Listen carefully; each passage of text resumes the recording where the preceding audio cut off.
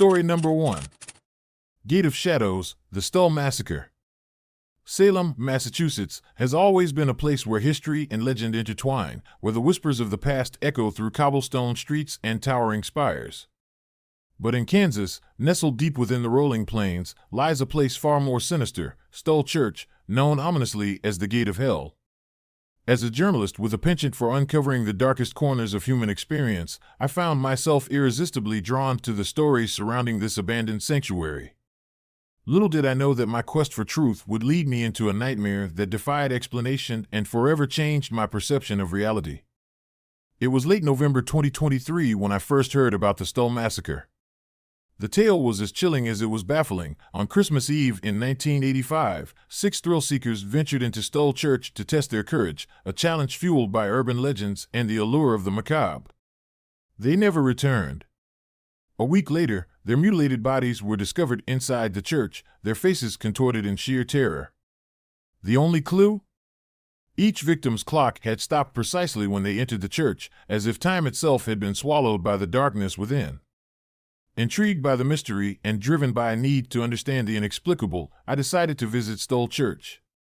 The journey from my home in Wichita to the isolated town of Stull was long and uneventful, the expansive Kansas landscape stretching out endlessly under a gray, oppressive sky. As I approached the church, the air grew colder, the wind whispering through the tall grasses like the faintest echoes of forgotten prayers.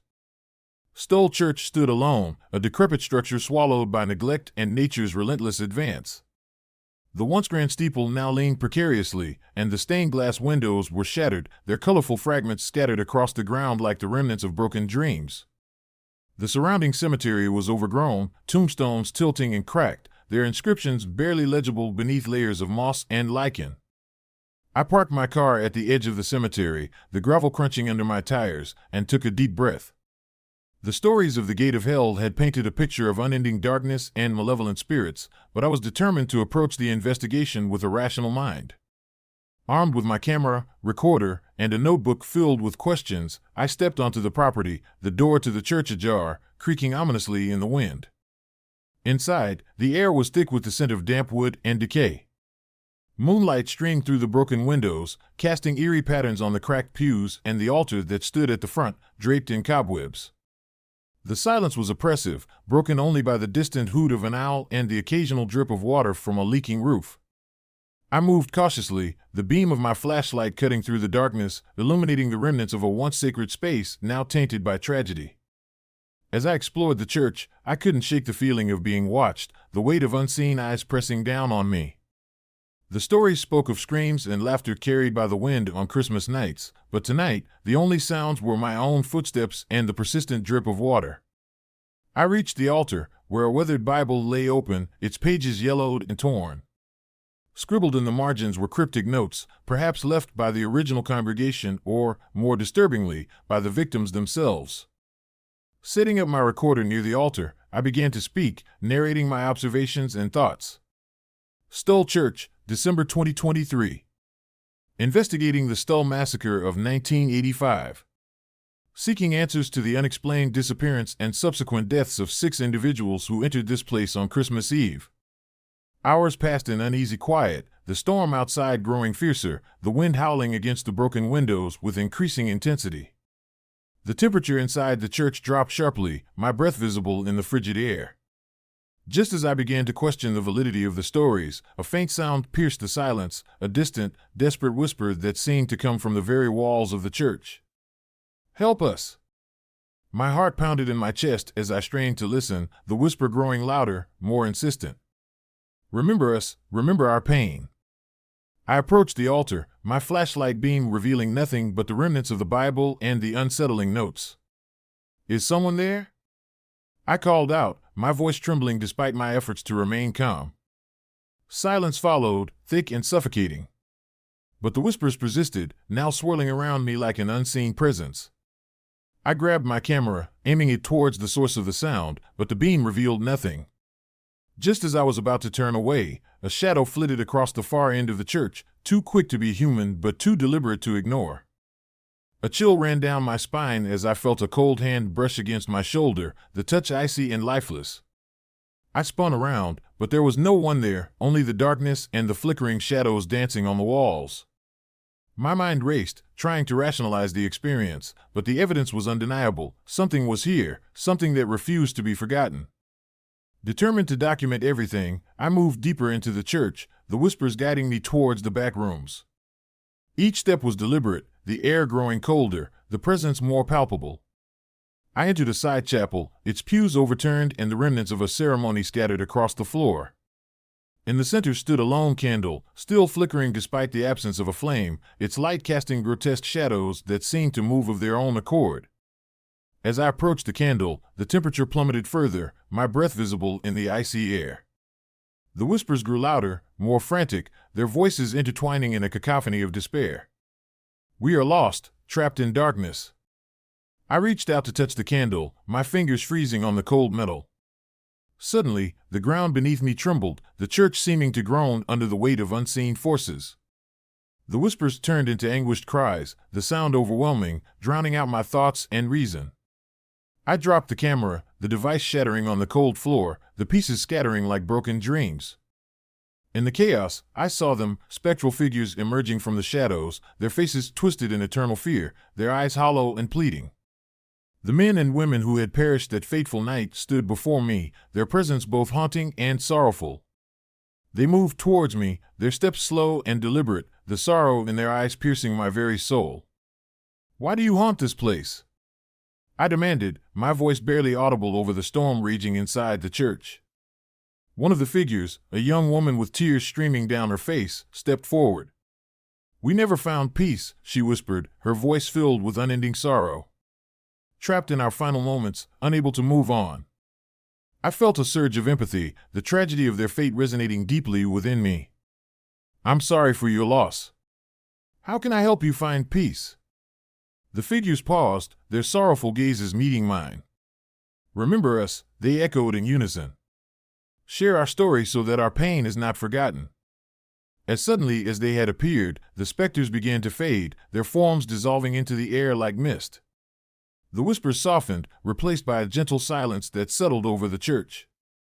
The temperature rose, the oppressive cold lifting, leaving behind a sense of calm and closure.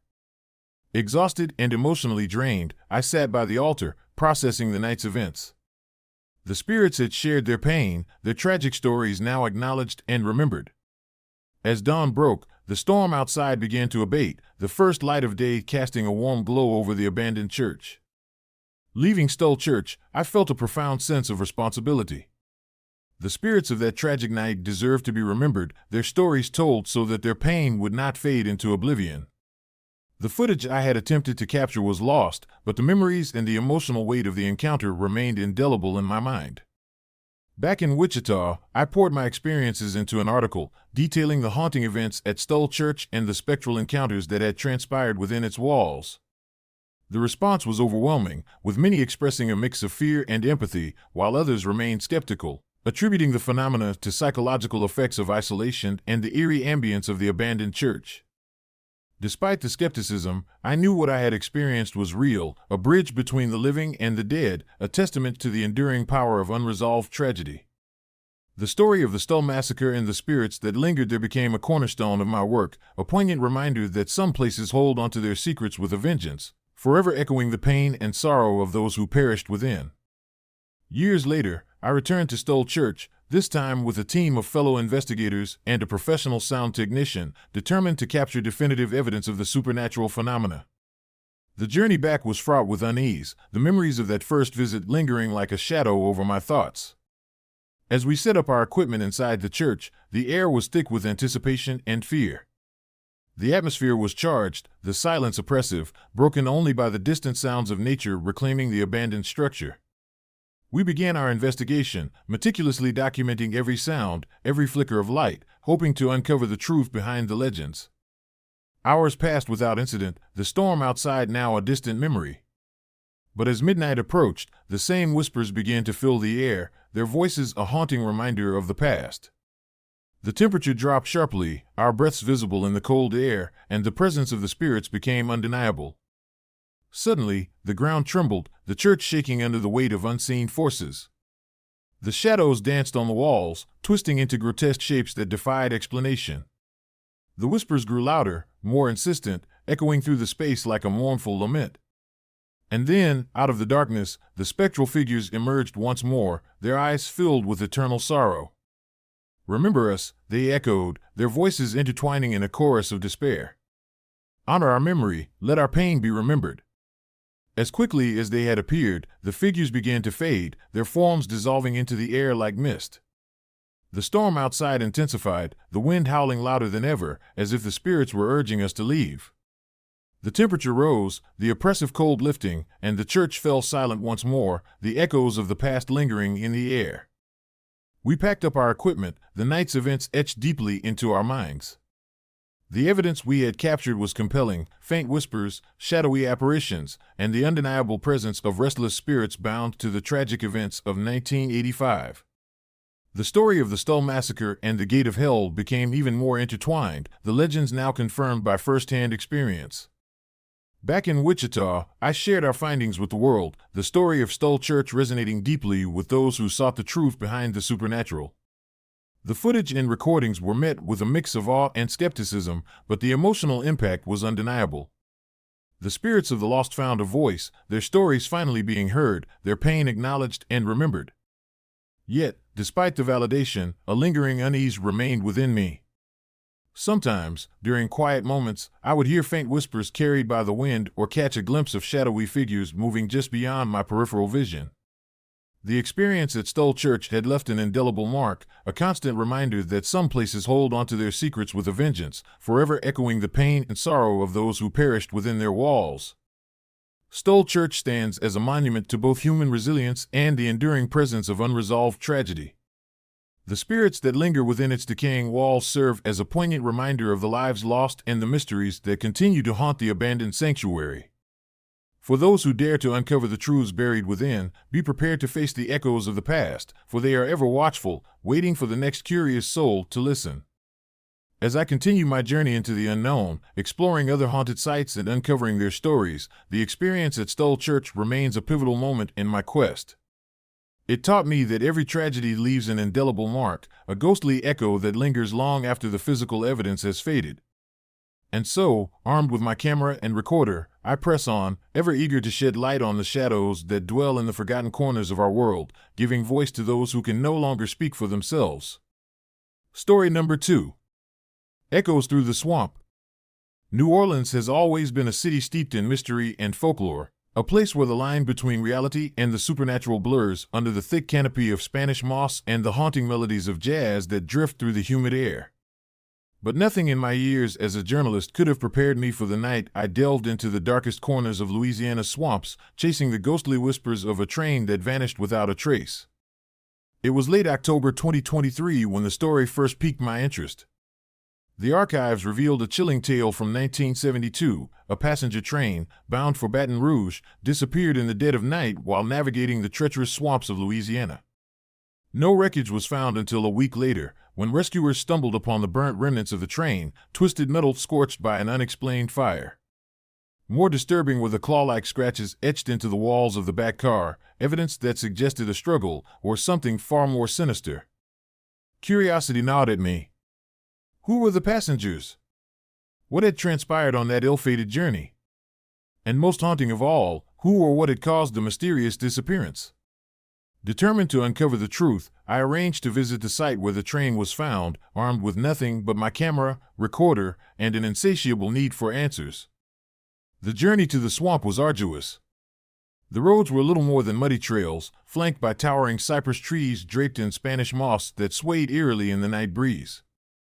As my car trudged deeper into the heart of Louisiana's wetlands, the sounds of civilization faded, replaced by the incessant chorus of crickets and the occasional croak of a distant frog.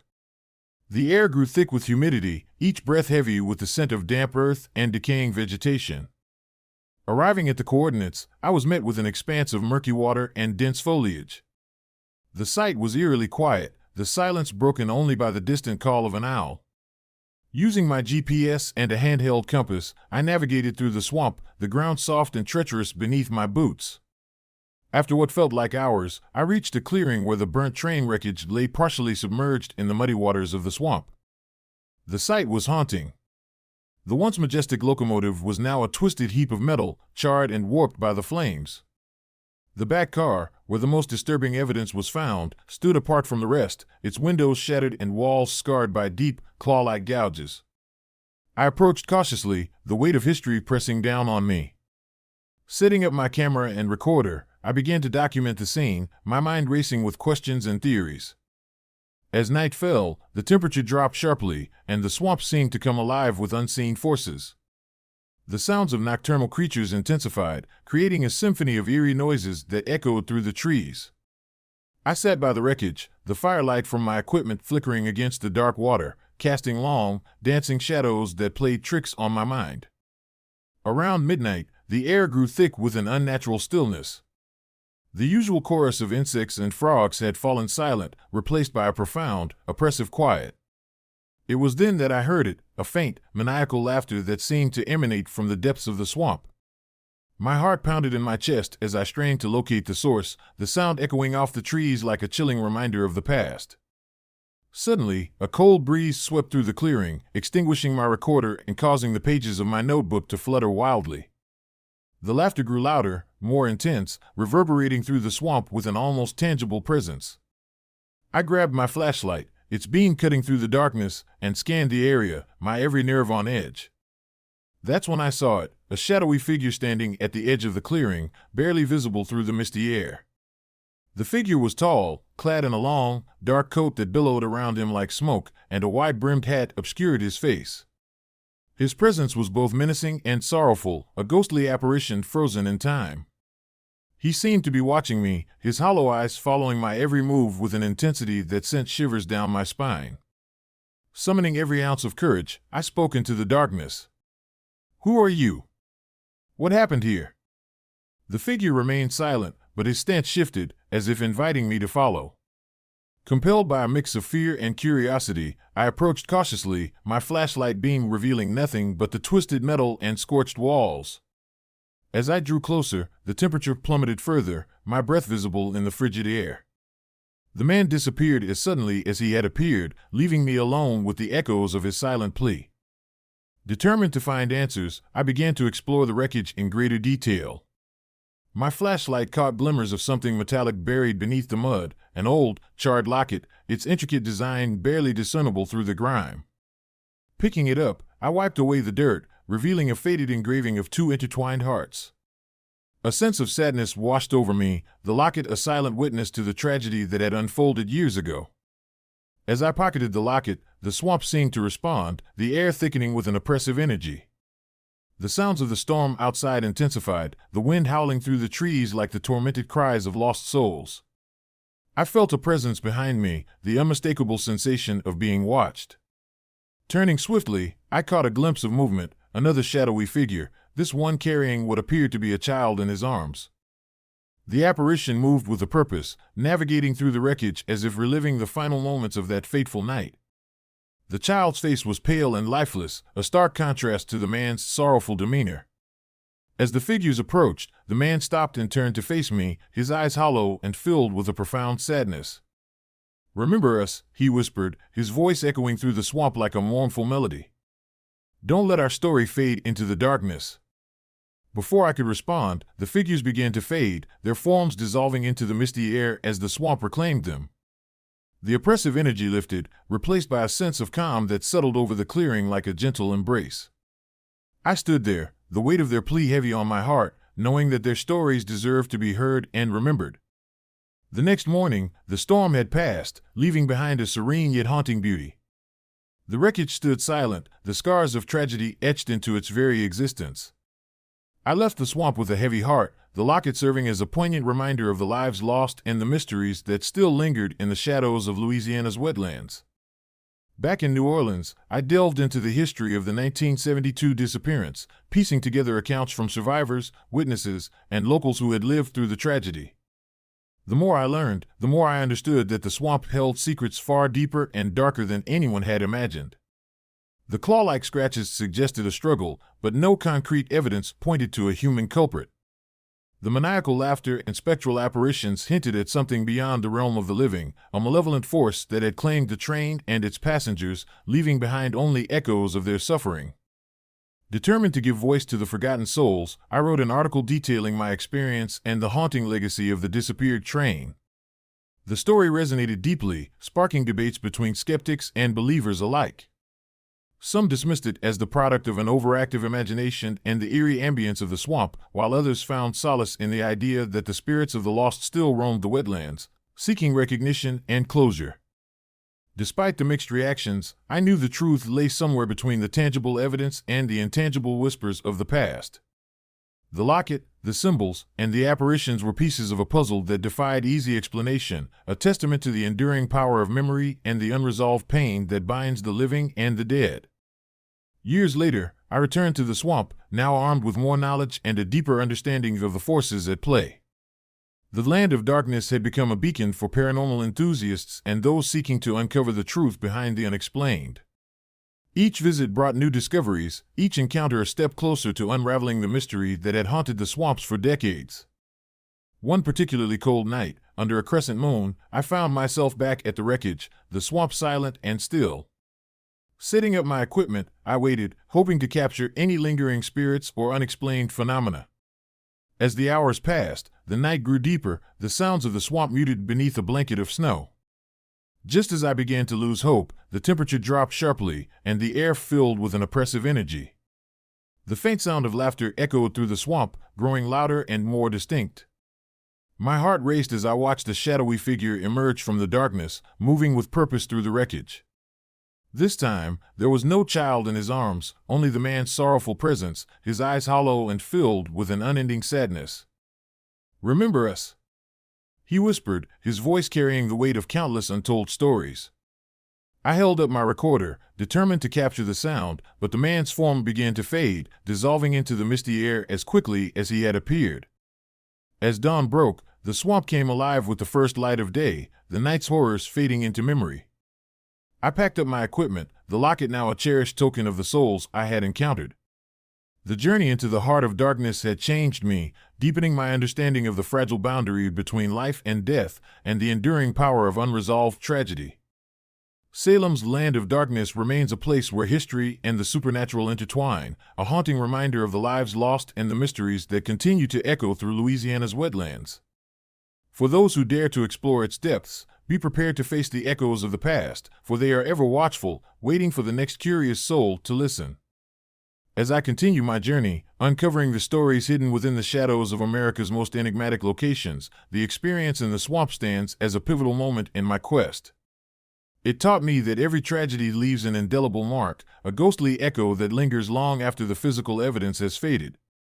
And so, armed with my camera and recorder, I press on, ever eager to shed light on the shadows that dwell in the forgotten corners of our world, giving voice to those who can no longer speak for themselves. Story number 3. Shadows on Prom Night. Salem High School had always been the heart of our small Texas town, a beacon of teenage dreams and restless energy. Every year, the senior prom was a grand affair, a night where the ordinary transformed into the extraordinary under the shimmering lights of the decorated gymnasium. But the prom night of 1988 would forever cast a dark shadow over those festive memories, a night that remains etched in the collective consciousness of Salem as the night of the shadowless killer. I still remember it as if it were yesterday. I was a junior then, eager to make my mark before graduation. Prom was just around the corner, and excitement buzzed through the hallways like electricity. The gymnasium was transformed into a winter wonderland, with glittering snowflakes hanging from the ceiling and a makeshift ice rink taking center stage. It was the perfect setting for an unforgettable night. Among the crowd was Emily Thompson, a bright and vivacious senior who everyone adored. Her laughter was infectious, and her presence lit up any room she entered. I had admired her from afar, never mustering the courage to speak, but that night felt different. There was an undercurrent of something unspoken, a tension that I couldn't quite place. The night unfolded beautifully, dancing, laughter, and the clinking of glasses filled the air. As midnight approached, the anticipation of ringing in the new year heightened the energy. The lights dimmed, and the clock began its final countdown. People cheered, glasses raised high, and the moment seemed perfect. But perfection was fleeting. As the final seconds ticked away, a piercing scream shattered the joyous atmosphere. The crowd froze, confusion spreading like wildfire. Emily stood alone on the ice rink, her face contorted in terror. Before anyone could react, a shadowy figure emerged from the darkness, moving with a speed that seemed almost supernatural. The attacker struck with precision, and Emily collapsed, lifeless, her blood staining the pristine ice. Panic erupted instantly. People screamed, running in all directions, trying to escape the horror that had just unfolded. The police arrived swiftly, cordoning off the area and beginning their investigation. But despite the chaos, no one had seen the assailant. The gym was filled with witnesses, yet the killer remained an enigma. When the police reviewed the security camera footage, what they found was baffling. Emily's shadow danced gracefully across the ice, her movements captured clearly. But the shadow of the attacker was conspicuously absent. It was as if he existed without casting a shadow, a ghostly presence that vanished into thin air. The town was in shock. How could someone commit such a heinous act in broad daylight, among friends and family, and leave no trace of their existence? Theories abounded, ranging from a deranged stalker to something more sinister. But the truth remained elusive, buried beneath layers of fear and unanswered questions. Years passed, but the memory of that night lingered. Prom night became synonymous with tragedy, a reminder of the darkness that can lurk even in the most joyous of settings. Locals began sharing eerie stories of the gymnasium, now known as the Land of Shadows. They spoke of the dance floor remaining inexplicably cold on subsequent prom nights, a chilling remnant of the violence that had occurred. Friends of mine who attended that prom shared similar accounts. They recalled hearing faint whispers in the dead of night, the sound of footsteps echoing through empty hallways, and the unmistakable feeling of being watched. Some even claimed to see fleeting shadows flitting across the gym floor, moving in ways that defied explanation. It was as if the spirit of the shadowless killer was forever bound to the place, replaying his final moments in an endless loop of torment. Driven by a mix of curiosity and a desire to uncover the truth, I decided to revisit the gymnasium years later, now repurposed for various events but still bearing the scars of that tragic night. Equipped with my camera and recorder, I sought to capture any lingering spirits or unexplained phenomena that might still haunt the space. As I stepped into the familiar space, memories of that fateful night surged through me. The gym felt colder than ever, the air thick with an unspoken tension. I set up my equipment near the center of the ice rink, the very spot where Emily had met her untimely end. The silence was deafening, broken only by the distant hum of activity from other events taking place elsewhere in the building. Minutes passed without incident, the stillness almost mocking in its tranquility. But as midnight approached, a sense of unease settled over me. The temperature dropped sharply, my breath visible in the frigid air. I glanced at my camera, capturing the empty ice rink bathed in the soft glow of overhead lights. Then, without warning, the atmosphere shifted. A low, mournful whisper filled the air, barely audible over the sound of my own breathing. "Help us!" The voice was ethereal, filled with anguish and desperation. My heart raced as I followed the sound, my flashlight beam cutting through the darkness. I moved cautiously towards the sound, each step echoing ominously in the empty space. As I approached the edge of the ice rink, the whispers grew louder, more insistent. Shadows danced at the periphery of my vision, fleeting images that seemed to vanish when I turned to look directly at them. And then I saw him, a shadowy figure standing alone on the ice, his presence both menacing and sorrowful. He moved with a grace that was almost otherworldly, his form barely discernible against the stark white of the rink. As I watched, he began to dance, a haunting ballet of pain and loss, his movements mimicking those of Emily from that tragic prom night. I reached for my recorder, trying to capture the spectral performance, but the device was unresponsive, the screen flickering with static. The shadowless killer continued his dance, the sorrow in his movements palpable, each step a testament to his unresolved anguish. The temperature around me plummeted further, the air thick with the weight of his torment. Suddenly, a piercing scream echoed through the gym, the sound cutting through the silence like a knife. The shadowed figure froze, turning his hollow eyes towards me with a gaze that seemed to pierce my very soul. "Remember us," he whispered, his voice a haunting echo that resonated deep within me.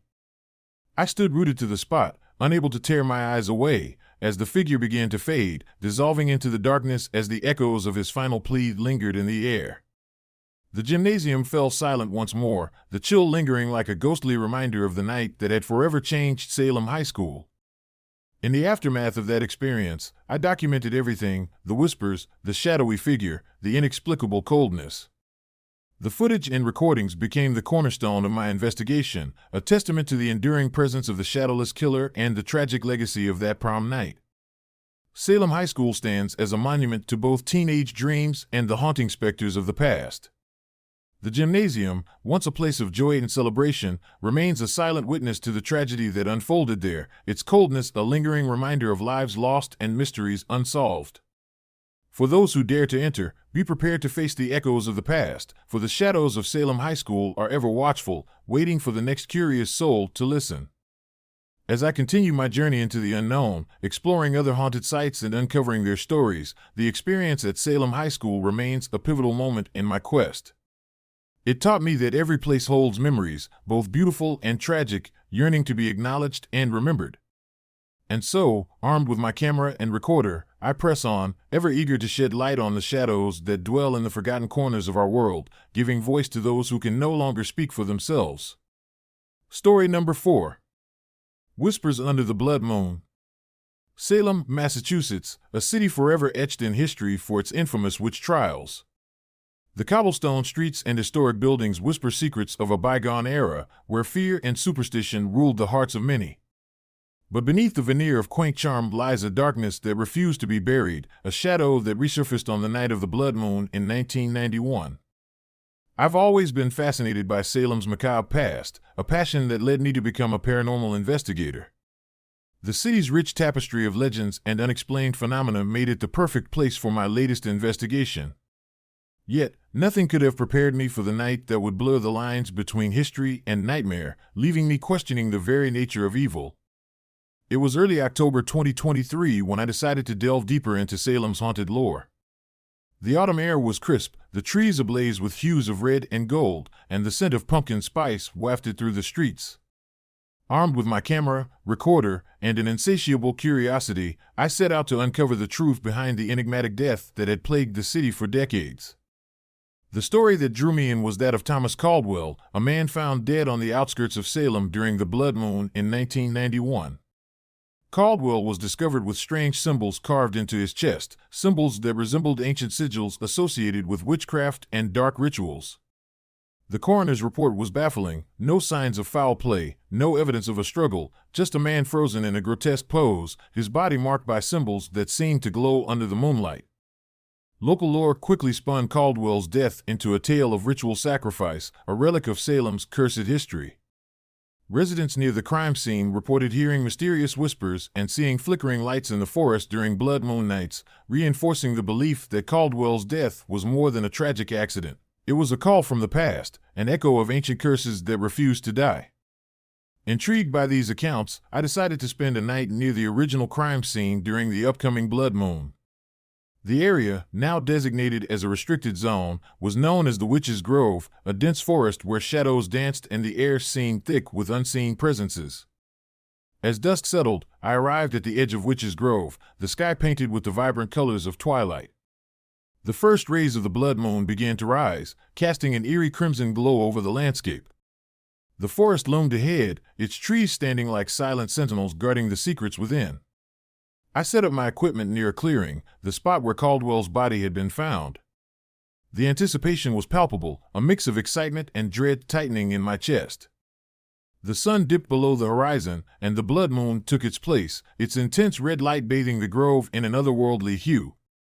The temperature dropped sharply, the air growing colder as night fully descended. I wrapped myself in a thick jacket, the chill seeping into my bones, but my determination kept me rooted to the spot.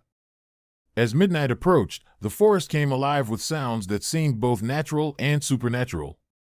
The wind whispered through the trees, carrying with it faint echoes of laughter and cries.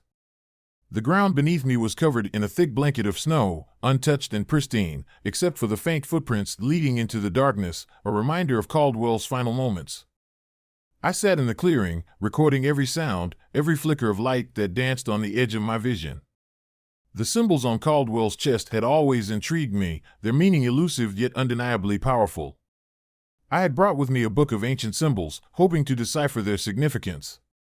As I flipped through the pages, my fingers traced the intricate designs, my mind racing to connect the dots. Suddenly, a cold gust of wind swept through the grove, extinguishing my lantern and plunging me into darkness. My heart raced as I fumbled to relight it, the beam of light cutting through the blackness. That's when I heard it, a faint, desperate whisper, barely audible over the storm of sounds surrounding me. "They're coming, they're coming." I froze, my blood running cold. The voice was familiar yet impossible to place, filled with anguish and fear. I scanned the forest, the light revealing nothing but shadows and the swirling snow. The whispers grew louder, more insistent, echoing around me like a chorus of lost souls. "Help us! Help us!"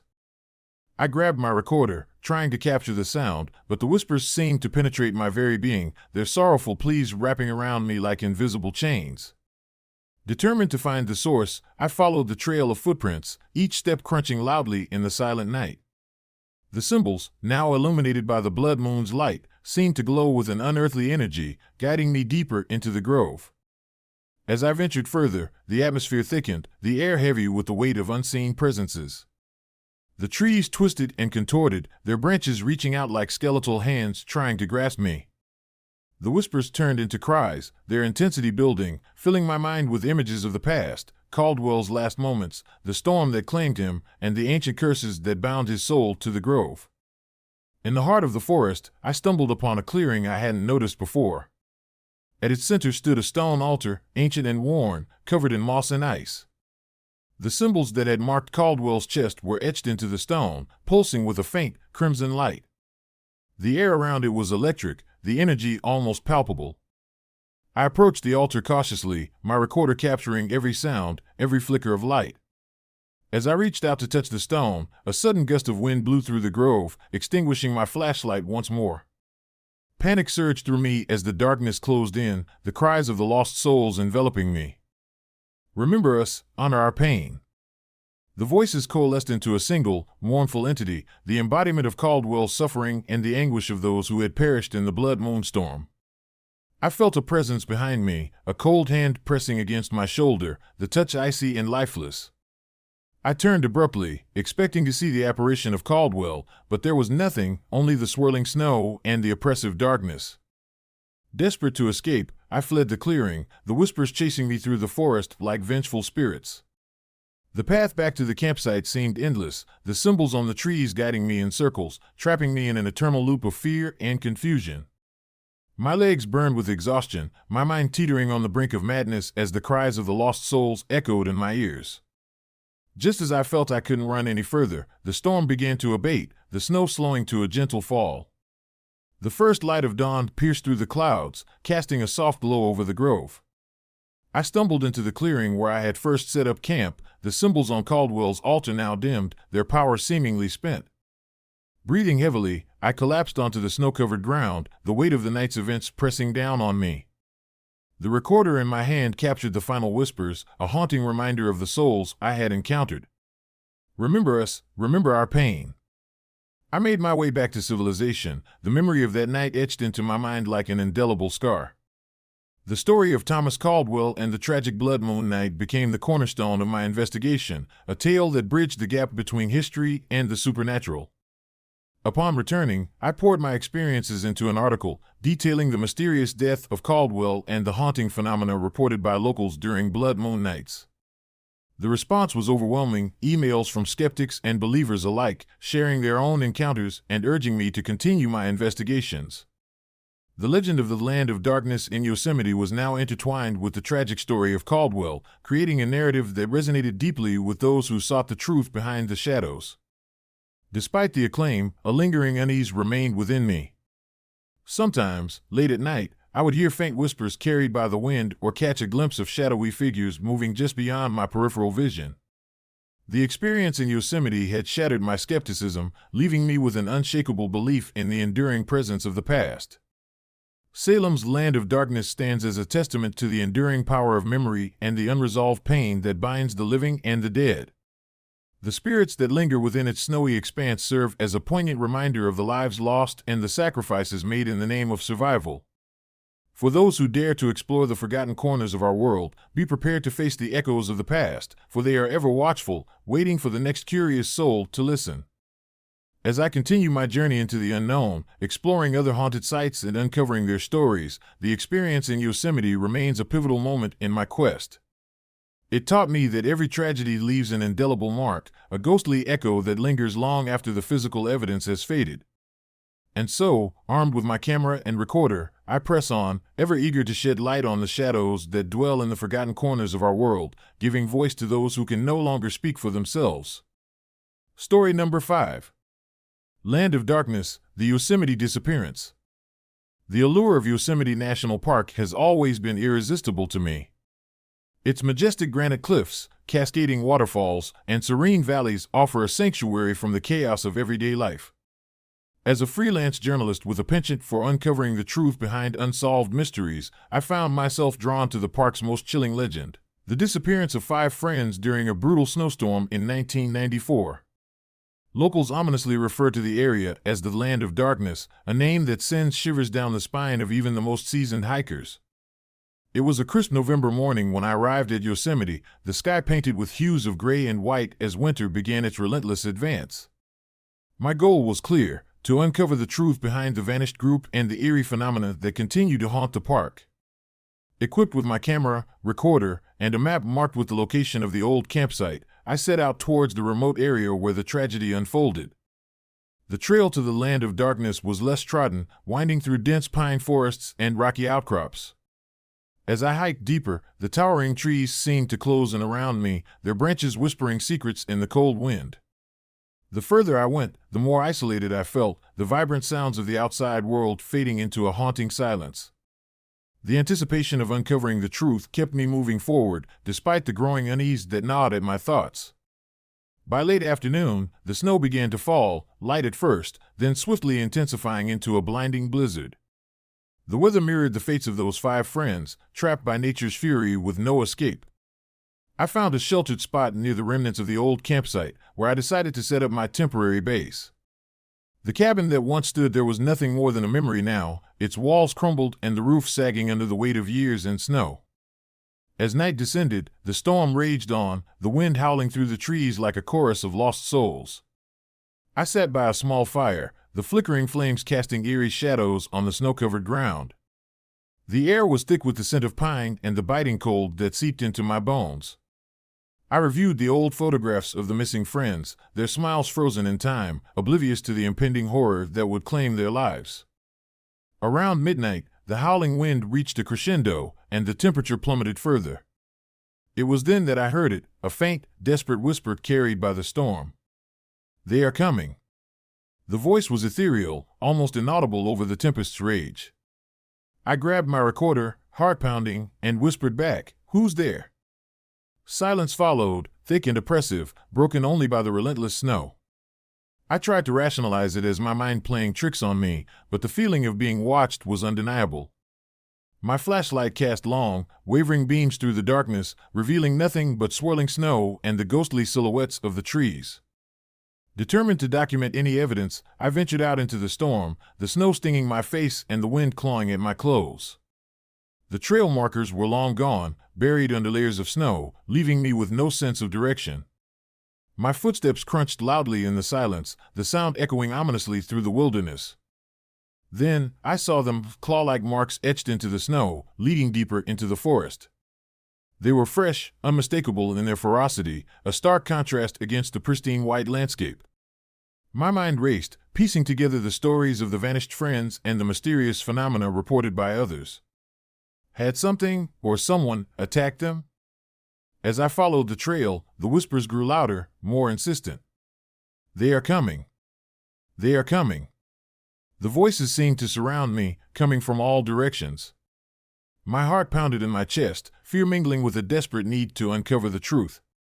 The marks led me to a clearing, where the remnants of the old campsite lay, shattered and abandoned. In the center of the clearing stood a solitary figure, cloaked in shadows, his presence both menacing and sorrowful. His eyes glowed faintly in the darkness, hollow and devoid of humanity. He held a child in his arms, the little one's face pale and lifeless. "Help us!" he whispered, his voice echoing through the storm. I froze, unable to move or speak, the weight of their sorrow pressing down on me. "What do you want?" I managed to choke out, my voice barely audible over the wind. The man's grip tightened on the child, his eyes meeting mine with an intensity that pierced through my very soul. "Remember us. Remember our pain." His voice faded, and he began to dissolve into the snowstorm, his form blending with the swirling white. Suddenly, the storm intensified, the wind whipping around me with a newfound ferocity. The whispers turned into screams, the cries of lost souls echoing through the night. I stumbled back, my mind reeling from the encounter, the reality of their suffering sinking in. I realized then that these were not mere apparitions, but the restless spirits of those who had perished in the storm, forever trapped in an eternal nightmare. Desperate to leave, I turned to retrace my steps, but the trail markers had vanished, swallowed by the relentless snow.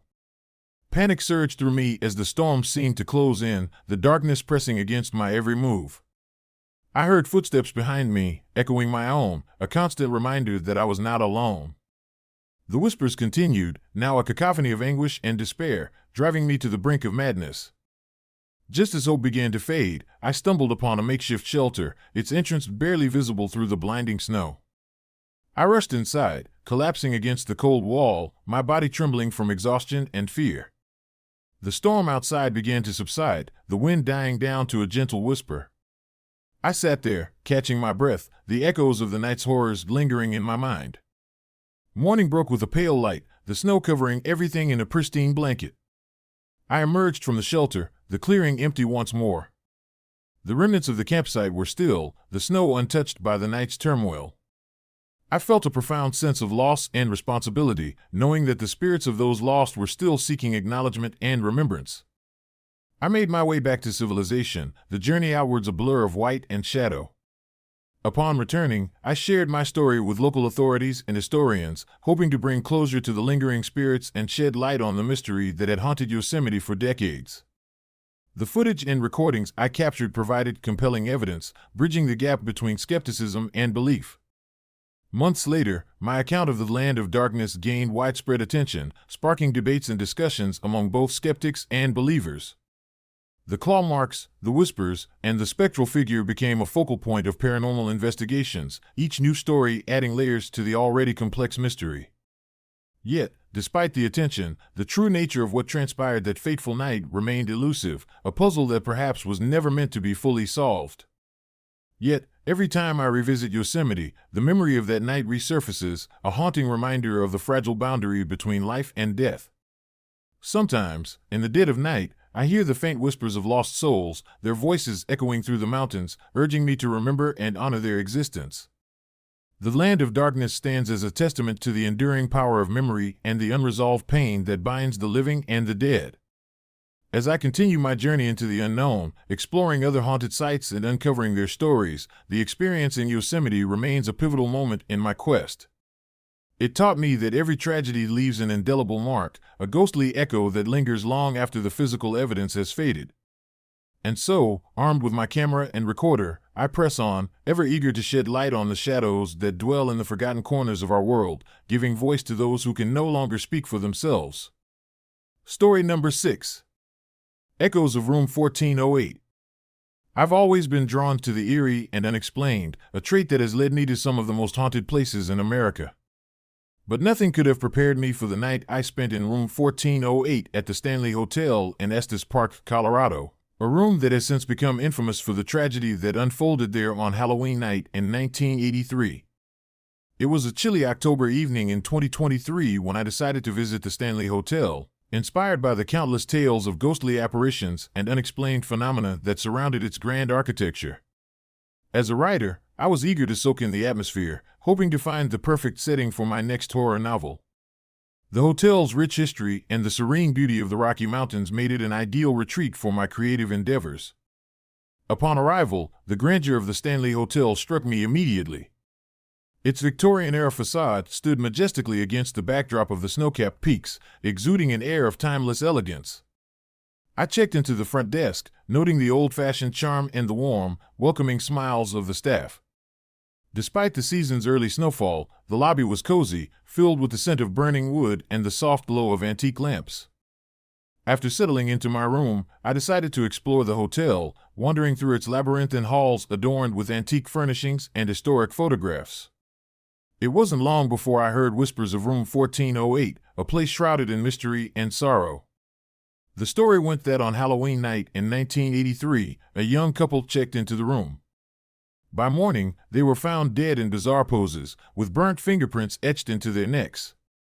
No signs of forced entry, no evidence of a fire, just an inexplicable tragedy that left the staff and locals bewildered. Intrigued by the tale, I couldn't resist the urge to investigate further. Late that night, as the hotel settled into a peaceful slumber, I returned to the front desk and inquired about room 1408. The receptionist hesitated, her eyes briefly clouding with a mix of fear and sadness before she nodded solemnly. "It's closed to guests," she whispered. "Only maintenance staff have access, and even they avoid it after dark." Determined to uncover the truth, I decided to seek permission from the hotel manager, Mr. Emerson. He was a tall, stern man with a commanding presence, yet his eyes betrayed a deep-seated sorrow whenever room 1408 was mentioned. After a brief discussion, he reluctantly agreed to grant me access under strict supervision, emphasizing the importance of respecting the room's tragic history. Armed with my notebook, recorder, and a sense of cautious curiosity, I made my way to room 1408. The corridor leading to the room was dimly lit, the air thick with the weight of untold stories. As I approached the door, a chill ran down my spine, the hairs on the back of my neck standing on end. Mr. Emerson stood beside me, his expression grave. "Remember," he cautioned, "this room holds the echoes of a terrible night. Be respectful, and if you feel uncomfortable, leave immediately." I nodded, swallowing my apprehension, and pushed open the heavy door. The room was impeccably furnished, a stark contrast to the somber tale it carried. The decor was vintage, with elegant furnishings and a large fireplace that seemed untouched by time. I set up my recorder on the nightstand, hoping to capture any lingering spirits or unexplained sounds. Sitting in the armchair by the window, I began to write, the words flowing effortlessly as I delved into the room's haunting history. The storm outside picked up, the wind howling against the windows, and the room seemed to grow colder with each passing minute. I glanced around, feeling a presence that I couldn't quite place, a subtle shift in the atmosphere that made the hairs on my arms stand on end. Around midnight, the storm reached its peak, the power flickering ominously. The temperature dropped sharply, my breath visible in the frigid air. Suddenly, the room plunged into darkness as the lights went out, the only illumination coming from the flickering fireplace. I reached for my flashlight, the beam cutting through the darkness, revealing shadows dancing on the walls. That's when I heard it, a soft, desperate whisper, barely audible over the storm's rage. "Help us!" The voice was filled with anguish, a sorrow that seemed to seep into my very soul. I froze, my heart pounding, as the whispers grew louder, more insistent. Determined to uncover the source, I followed the sound, my flashlight beam wavering with each step. The whispers led me to the corner of the room, where the air grew colder, the presence more palpable. I could feel invisible eyes watching me, the weight of their sorrow pressing down on me. My recorder captured the whispers, the audio hauntingly clear despite the chaotic noise outside. Suddenly, the temperature plummeted further, my breath visible in the icy air. The shadows around me began to coalesce, forming the vague outline of two figures, a man and a woman, their forms barely discernible in the dim light. Their eyes, hollow and filled with despair, met mine, and I felt an overwhelming sense of sorrow and loss. "Why do you linger here?" I whispered, my voice barely audible. The woman reached out a translucent hand, her touch sending a chill through my entire body. "We never found peace," she moaned, her voice echoing through the room. "Trapped in this endless night." I felt a surge of empathy, the tragic fate of the couple resonating deeply within me. "I'm sorry," I murmured, tears welling in my eyes. "I'm here to help you remember, to honor your memory." The room seemed to breathe with their pain, the shadows intensifying as if acknowledging my words. The figures began to fade, their forms dissolving into the ethereal mist that filled the room. The whispers softened, replaced by a gentle sigh that lingered in the air. As dawn broke, the storm subsided, the first light of day casting a warm glow over the room. The oppressive cold lifted, replaced by a sense of calm and closure. I sat there, processing the encounter, the weight of their sorrow now transformed into a sense of purpose. Exiting room 1408, I felt a profound connection to the tragic souls that had been lost within its walls. The experience had shattered my skepticism, leaving me with an unshakable belief in the lingering presence of the past. I vowed to share their story, to ensure that their pain was acknowledged and remembered, preventing their spirits from being forgotten echoes in the annals of time. Back at my study, I transcribed my notes, the words flowing effortlessly as I recounted the night's events. The recorder played back the whispers, the haunting voices a testament to the tragedy that had unfolded decades ago. My story took shape, a blend of historical fact and personal experience, capturing the essence of room 1408's enduring mystery. Publishing my account garnered widespread attention, sparking debates between skeptics and believers. The footage and audio I provided served as compelling evidence, bridging the gap between the living and the dead. Visitors to the Stanley Hotel began to approach room 1408 with a newfound respect, their curiosity tempered by the room's tragic history. Despite the attention, a lingering unease remained within me. Sometimes, late at night, I would hear faint whispers echoing through my home, or catch a glimpse of shadowy figures moving just beyond my peripheral vision. The experience at room 1408 had left an indelible mark, a constant reminder that some places hold onto their secrets with a vengeance. The Stanley Hotel stands as a monument to both human resilience and the enduring presence of unresolved tragedy. The spirits that linger within its walls serve as a poignant reminder of the lives lost and the importance of remembering their stories. For those who dare to uncover the truths buried within, be prepared to face the echoes of the past, for they are ever watchful, waiting for the next curious soul to listen. As I continue my journey into the unknown, exploring other haunted sites and uncovering their stories, the experience at room 1408 remains a pivotal moment in my quest. It taught me that every abandoned place holds memories, both beautiful and tragic, yearning to be acknowledged and remembered. And so, armed with my camera and recorder, I press on, ever eager to shed light on the shadows that dwell in the forgotten corners of our world. Story number 7. Midnight Shadows in Times Square. New Year's Eve in Times Square has always been a spectacle of lights, laughter, and endless celebrations. As someone who thrives on the energy of bustling crowds and the promise of new beginnings, I found myself drawn to the heart of New York City every December 31st. But in 1977, amidst the cheers and confetti, something dark unfolded, a tragedy that would forever stain the vibrant square with shadows and whispers of the past. I remember that night vividly. The air was crisp, carrying the scent of hot dogs and roasted chestnuts, mingling with the anticipation that electrified the atmosphere. The giant screens flickered with live feeds from around the globe, counting down the final seconds to midnight. Friends and strangers alike shared in the collective excitement, their faces illuminated by the glow of the towering billboards. As midnight approached, the crowd's energy reached a fever pitch. Music blared from speakers, and the iconic ball began its descent, symbolizing the transition into a new year. Amidst the sea of people, I navigated through the throngs, my camera in hand, eager to capture the essence of the moment. Little did I know that my lens would bear witness to a horror that would haunt me for decades. At exactly midnight, the ball touched down, and fireworks erupted in a dazzling display of colors. Cheers erupted, glasses clinked, and confetti rained down like a vibrant snowstorm. It was then that I heard it, a piercing scream that sliced through the jubilant noise, sending a chill down my spine. The crowd hushed, confused murmurs replacing the celebratory shouts. I turned my camera towards the source of the sound, trying to locate the source amidst the chaos. There, in the midst of the crowd, stood a woman. Her face contorted in fear, eyes wide and pleading as she pointed towards a figure cloaked in darkness.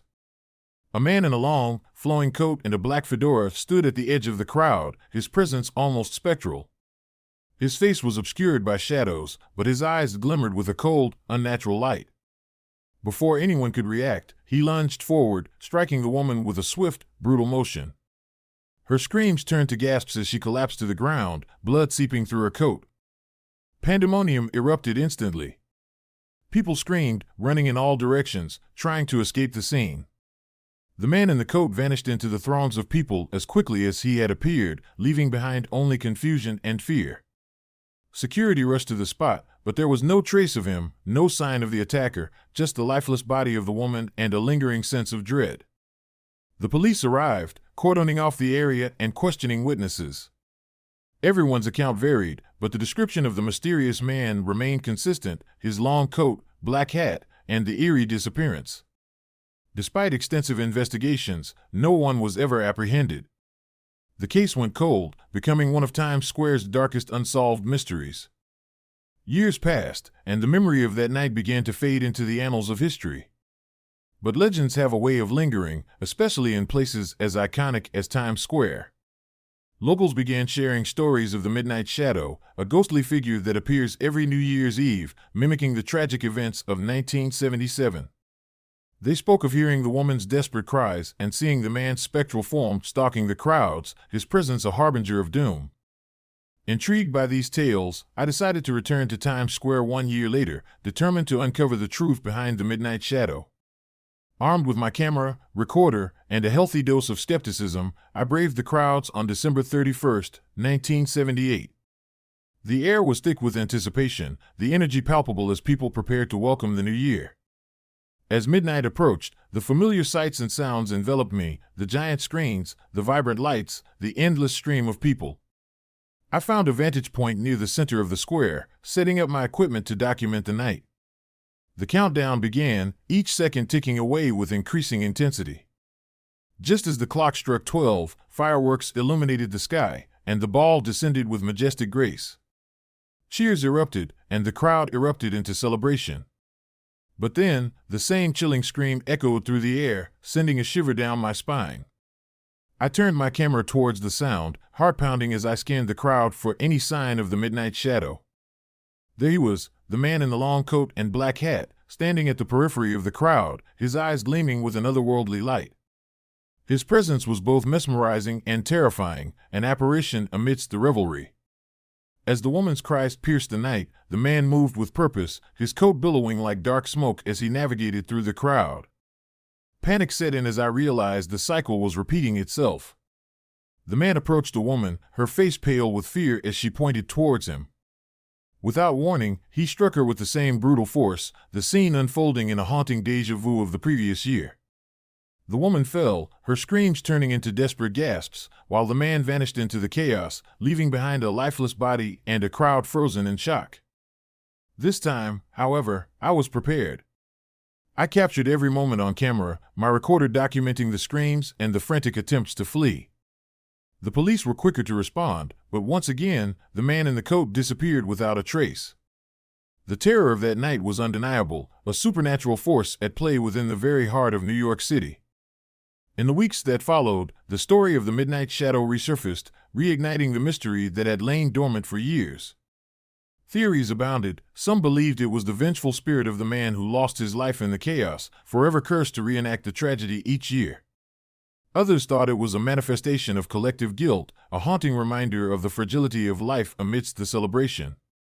Driven by a mix of fear and fascination, I delved deeper into the history of the incident, uncovering accounts of the woman who had been murdered and the man who had never been found. It became clear that their stories were intertwined, two souls forever linked by that fateful night in Times Square.